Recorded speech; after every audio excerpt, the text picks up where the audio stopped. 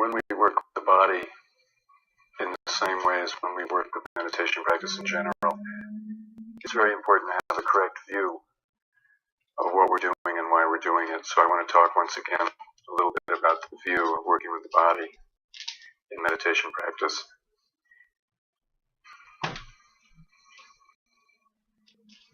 When we are meditating, our goal is not to attain a particular state of mind.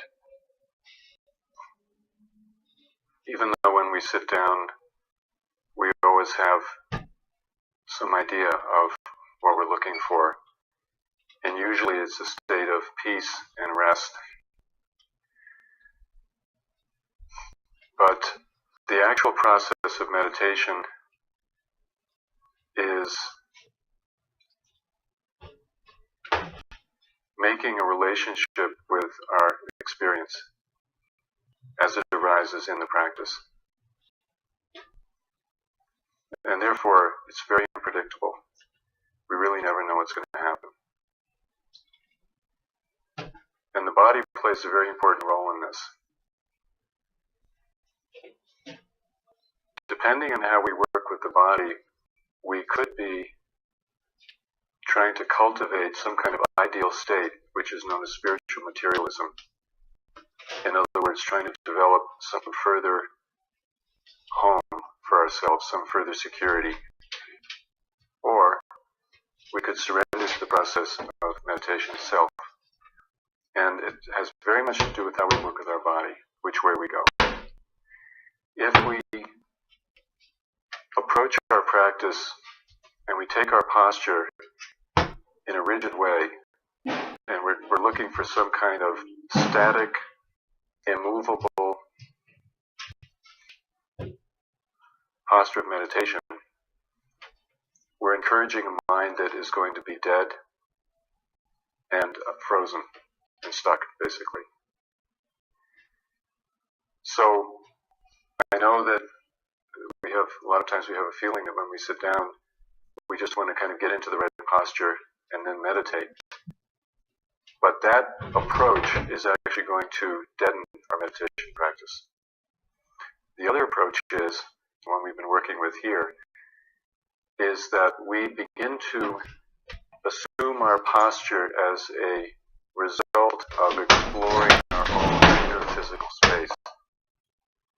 We explore our own inner physical space, and we get to know what is actually going on in our bodies. Now, in this culture, when you speak that way, people go, explore your own inner physical space, and they think, whoa, that's heavy. But throughout the Buddhist tradition, throughout its entire history,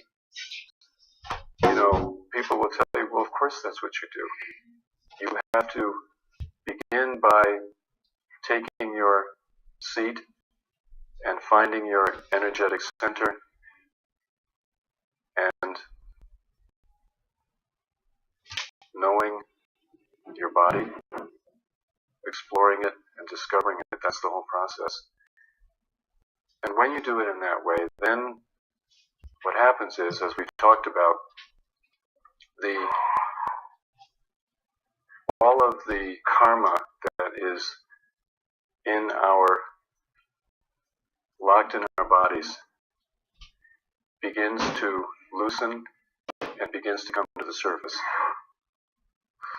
As I mentioned the other day, when Freud did his work at the end of the 19th century, early 20th century, he began to realize that human growth can only happen, human development can only happen when the ego, this was a term that he coined, begins to relinquish its hold and begins to admit into the field of awareness a lot of things that it didn't want to see.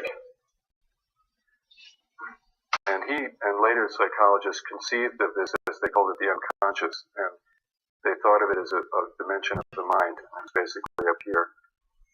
As I mentioned the other night, it's now very widely believed that all of the memories and experiences and painful and pleasurable